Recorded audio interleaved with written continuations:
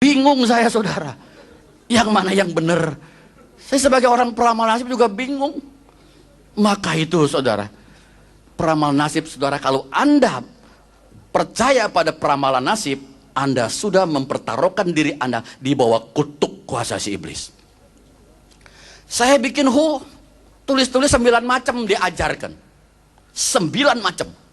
Saya bisa tempel di rumah. Sudah tempel saudaraku, saya kasih kekuatan, betul. Ada sinar. Cuman siapa yang jaga? Nggak ada yang jaga itu rumah. Saya lihat ada roh-roh jalanan. Lo ikut ya, jagain rumahnya. Main suruh aja, saya pikir roh itu baik semua. Main saya undang aja jaga, ngikut. Saudaraku, roh gentayangan.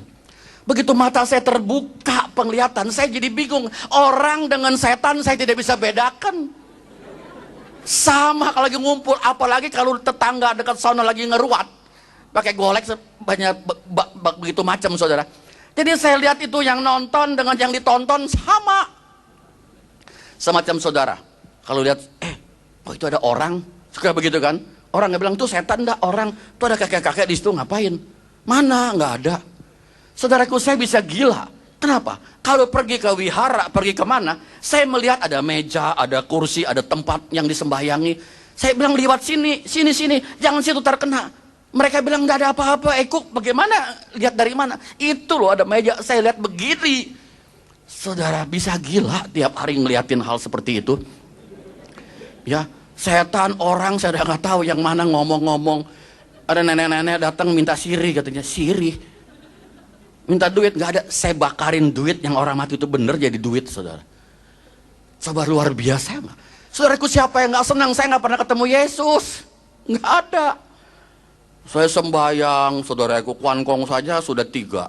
Belum patsian 8 dewa, ada 8. Jadi rame kuanimnya 3. Jadi kumpul di situ saya baca mantranya seratusan. Ingat saudaraku. Yang perkara mantra ya memang kalau Pak Tony tadi sempat kolaps, lupa semua. Kalau saya enggak ingat, lama-lama nggak dibaca juga bisa lupa. Nah sampai di situ saudara, saya mempunyai kekuatan itu. Saya enggak takut ada orang yang nggak bayar utang. Saya baca mantra saudaraku, roh saya sendiri pergi. Nah ini yang bedanya dengan yang Pak Tony. Pak Tony itu mengundang roh luar untuk mengerjakan sesuatu. Kalau saya enggak, karena saya nggak pernah kesurupan. Saya tidak pernah digunakan oleh kuasa itu. Mereka yang mengajarkan saya, memberikan kekuatan kepada saya. Apalagi waktu saya semedi, saudaraku, saya bisa melihat. Ini keluar satu seperti seutas tali perak. Rame-rame nih ada 28 orang lagi semedi. Saya tahu kemana larinya, karena ada talinya. Ada yang ke Banten, ada yang ke Cirebon. Oh lagi di sana, lagi belajar. Itu, jadi bisa melihat. Saudara, begitu saya punya penglihatan yang begitu hebat, saya iseng-iseng lagi nonton TV, ada pertandingan sepak bola. Siapa yang menang nih? Di mana nih? Oh di Italia. Saudaraku, saya baca-baca mantra, bisa ngobrol sama penguasa yang di sana di lapangan itu. Tinggal disetel mau menang siapa gitu. 3-2 Inggris lawan Prancis, menang Inggris, terserah maunya mana. Saudara, itu bisa disetel. Saudaraku, saya bilang yang mana menang, sudah gitu saya beritahu teman-teman, pasang-pasang 3-2 menang Inggris gitu. Pada masang kena, ketagihan nanya lagi. Orang kalau udah menang ketagihan, kalau udah kalah penasaran, itu main judi. Saudara tahu. Sampai saya sudah ditanya, saya bilang guru saya, hebat lu. Saya bisa lihat suhu. Saya dimaki, kamu nyolong uang orang ya? Saya bilang tidak, saya tidak nyolong. Saya beritahu, kamu harus vegetarian lagi cacai 40 hari saudaraku. Saya nggak berani lagi melakukan hal seperti itu. Takut disuruh nggak boleh makan berjiwa. Suruh puasa, bukan puasa, puasi saudaraku. Jadi susah. Nah saudara, setelah itu saya sudah punya kekuasaan. Orang yang dimana di dalam usaha saya nggak ada yang nggak bayar utang.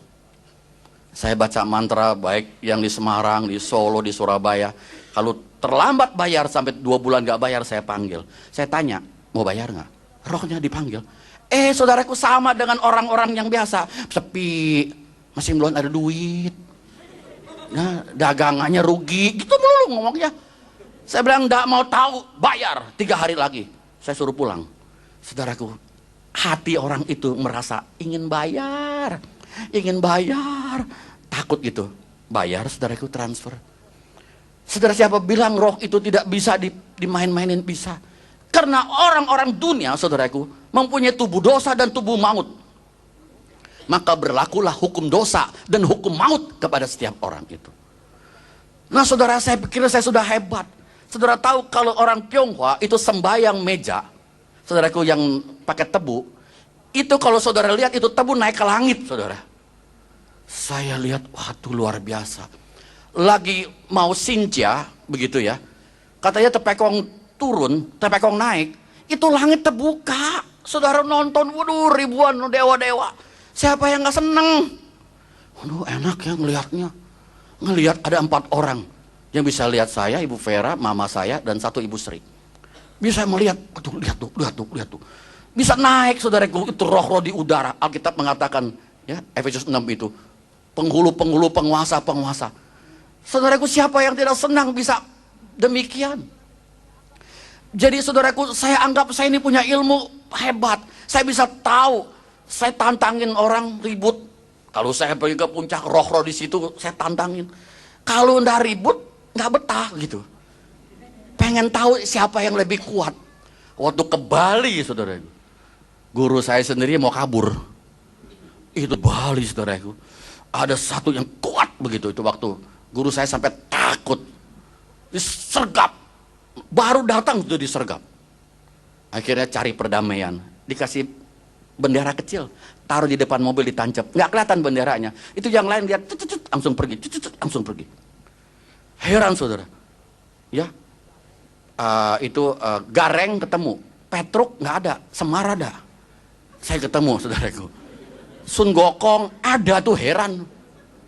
Yang siluman monyet itu ada. Saudaraku, itu dewa laut yang namanya Hai Leong Ong ada. Luar biasa, semua sisi dunia ini di mana tahu. Saudaraku, saya diangkat anak kepada dewa neraka. Waduh. Kalau udah mati pasti masuk neraka itu waktu jaga pintu neraka. Dijaga, saudaraku, Teh Chong Ong namanya. Saya diangkat, saya panggil dia Tia-Tia, panggil dia seperti ayah, saudaraku. Saudara Anda baru dikuepang situ sini tidak jadi masalah. Saya dikuepang raja neraka, bagaimana? Itu penglihatan dewa-dewa ini versi Tionghoa, saudaraku. Ya, kalau Pak Daud dengan Ki Gendeng lain lagi. Nah, saudara, satu hari saya pikir saya sudah hebat, saya sudah punya kekuasaan. Saya pergi ke rumah kakak seperguruan saya. Di situ ada hamba Tuhan lagi nginjilin dia, nginjilin. Saya lihat siapa? Kristen. Saya kalau Kristen 2 liar, saudara. Rese saya, udah nggak mau. Dia ada Kristen, saya udah rese duluan. Saya bilang, apa sih? Saudaraku, saya pergi ke ruang makan lagi baca-baca koran gitu. Ini hamba Tuhan, belum pendeta, dia datang. Bro, dia panggil saya bro. Saya bingung. Nama saya bukan Bruri, panggil Brul begitu. Apa nih Brul? Oh, panggil saya Eku, Pak, Eku. Saya bilang, sudah, ya, you punya kakak seperguruan mau bertobat. Cobalah, you, katanya bertobat. Bertobat? Memangnya saya maling? Saya nggak tahu loh, saudaraku. Memangnya saya tukang bunuh orang suruh bertobat? Ini kan presdir, suruh bertobat. Bapak siapa sih? Saya hamba Tuhan. Gereja saya di sini kasih tahu. Oh, orang Kristen. Pantes ngomong begitu.